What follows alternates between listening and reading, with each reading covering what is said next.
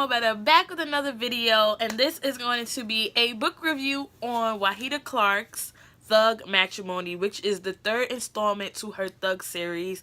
And you guys, off rip, I just have to tell you that this book stressed me out so much. Please let me know if you agree. So let me read the back of the book for you guys that don't really know the story. Angel, Jazz, Tasha, and Kyra, those are the four friends in the book, are living proof that hope is more than a word. These girlfriends are pulling themselves out of the ghetto and trying to bring their hearts up to higher ground with them. But sometimes the past ain't in no mood to let go. Angel has met the brother of her dreams after living through a nightmare with Snake, believing that the pimp is dead. Angel has moved on. She started her own law practice and a new life with Kaylin, a drug dealer who stepped out of the game to run two promising businesses. Things are looking up until an unwanted guest crashes their wedding and all the rage and bloodlust from the hood comes busting out. Now, Angel's gonna need every prayer in heaven to make it to the altar. Alright, let's just get into it. So like I said, this is the third installment to the Thug series, and it starts off we're at Angel and Kaylin's. First of all, let me stop. If you haven't watched my first two reviews on the first two books in this series, which is Thugs and the Women Who Love Them and Every Thug Needs a Lady, stop this video right now and go watch those so you can hear all the backstory to this particular book, then come back and watch this video. Alright, so in this book we start off at Angel and Kaylin's wedding, and you know, of course, they're getting all fancy and stuff like that. Kaylin has his groomsmen and all his guys, and Angel has, you know, her bridesmaids and all her girls. They're in separate rooms and stuff, and Trey and Tasha have had their baby boys. They have twin boys and stuff like that. And everything is going good. Everything is going well.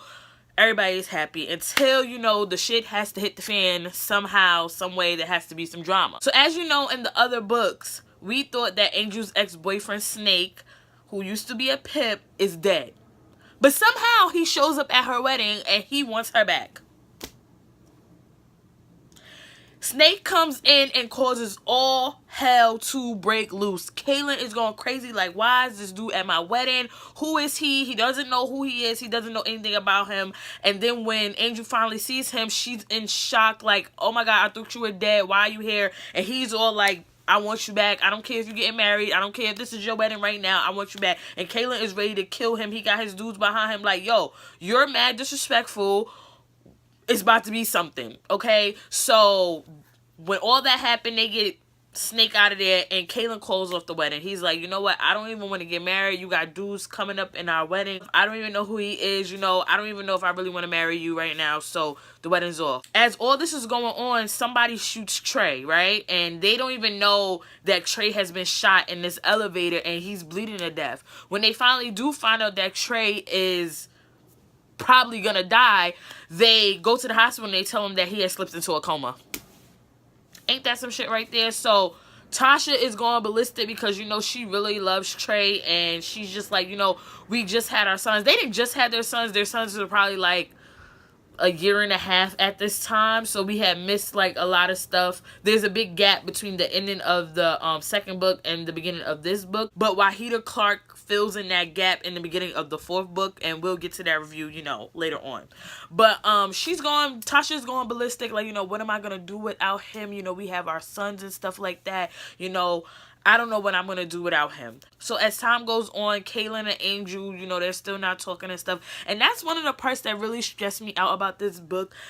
Kaylin and Angel's whole not talking, then they're talking, then they're not talking thing, just, oh my God, it was just hurting my brain. It's like, you know, if you guys are going to be together, of course we want them to be together. If you're going to be together, be together. If you're not, don't. Like, why is this big thing? And Kaylin, I feel like you're making a big deal about, not making a big deal, but you know, you could tell that Angel is not interested in Snake at all. Yeah, he really disrespected your guys, you know, your ceremony, and you about to get married, but it's like you could tell that she doesn't want him. So why are you making a big deal about it you know, like you want to kill him and all that type of stuff. Like, it's not that deep. It's not that deep. But, you know, they're drug dealers. They're in the game. They're ruthless. So, you know, once somebody disrespects you, it's like, yo, you want to disrespect me? Then you got to fall. So that's the type of mindset that he has. But I felt like Kaylin, calm down, is not that deep.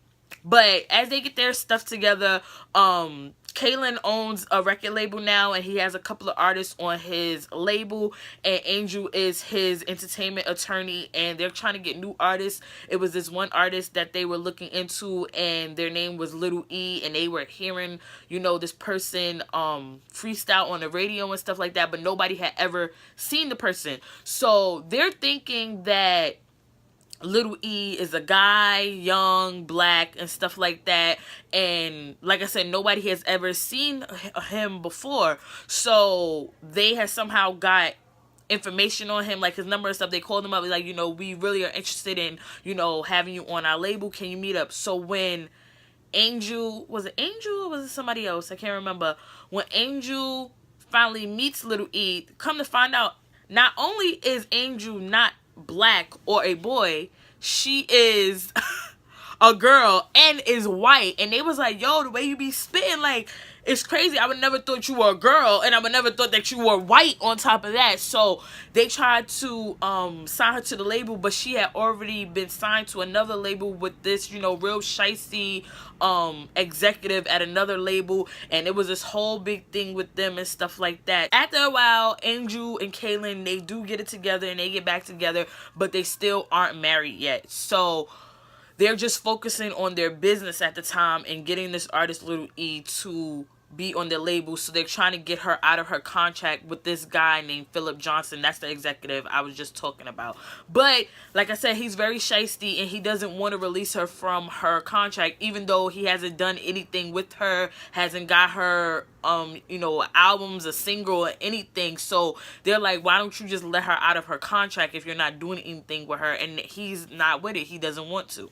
As time goes on, also, Snake is still trying to get next to Angel. He wants her, but on the side, he started talking to her younger sister, which is like 17 and stuff like that. So he's one of those type of guys like, oh, if I can't have you, I'm going to try and get you through your sister, and I'm going to have her doing everything I want her to do or whatever if you don't want to be with me. So this girl is getting high. She's tricking for him because, you know, he's a pimp and stuff like that.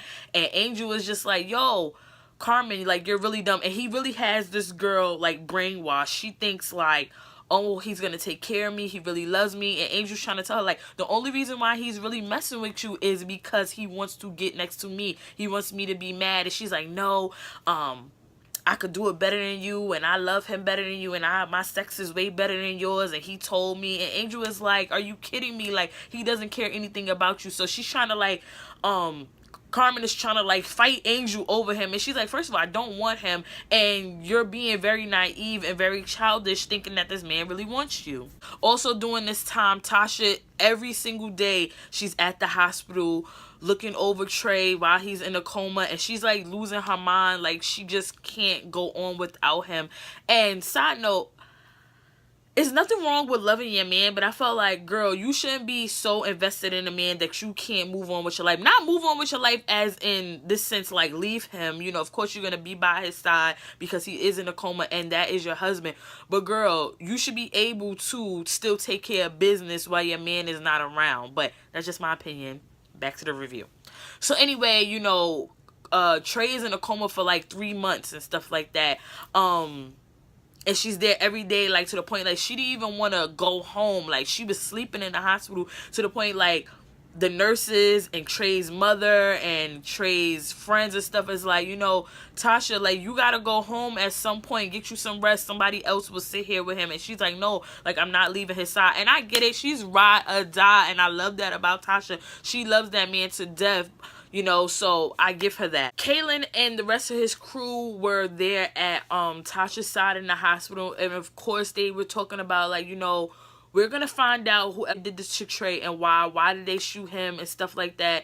You know, why we don't really have beef with anybody. Why would somebody want to kill him? You know, so they were like, yo, it's time to pull out the big guns again and get it popping. Now, I don't want to give away too much in the story like I do in my other reviews. Now, I don't know if you guys like me to tell you mostly everything that's going to happen in the story or leave out a lot of key points, you guys let me know in the description. But I think in this video I'm not going to tell you guys every single little thing, every little detail, but I just gave you key points so you guys could also enjoy the book and not know what's going to happen. Towards the end of the book, of course, Kaylin and Snake do come head to head, because it was so many factors that happened in the book where there was no way one of them was going to come out of this alive, you know. So they do have a big clash at the end and it gets crazy. Wait until y'all read this. Y'all gonna be like, yo, oh my god, like you're gonna, like, I was in total shock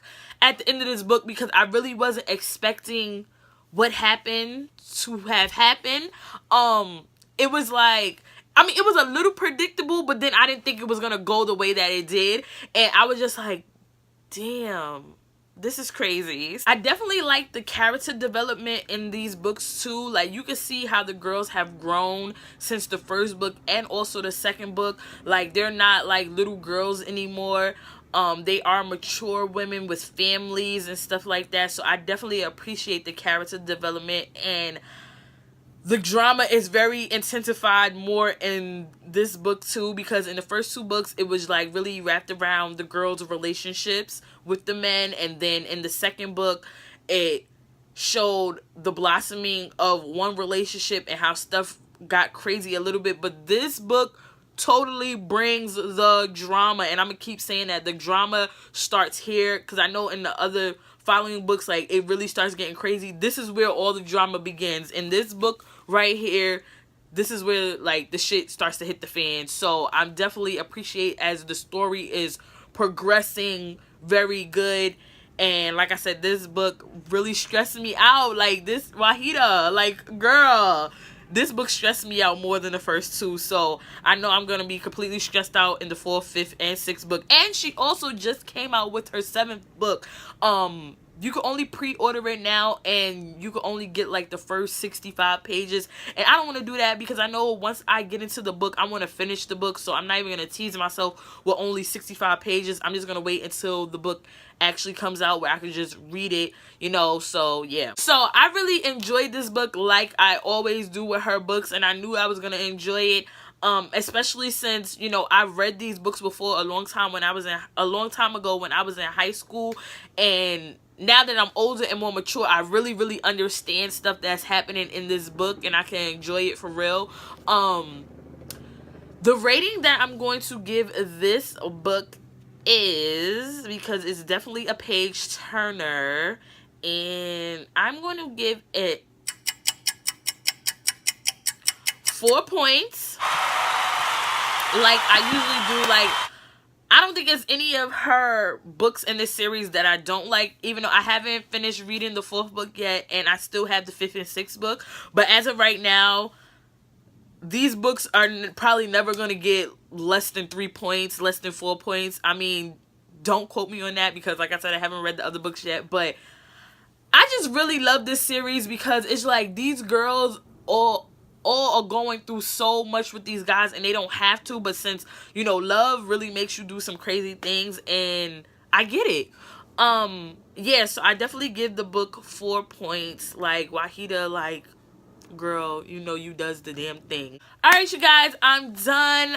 If you like this review, please give this video a thumbs up. If you're not subscribed to my channel, please make sure you hit that subscribe button. I would really appreciate it. And also make sure you hit that little bell button so you wouldn't be the first person to know when I first upload and get notifications.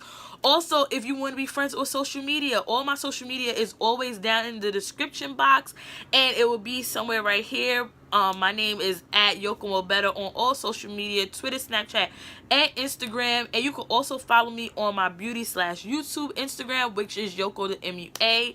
I have nothing else to talk about, so I will see you guys in the next video. Bye!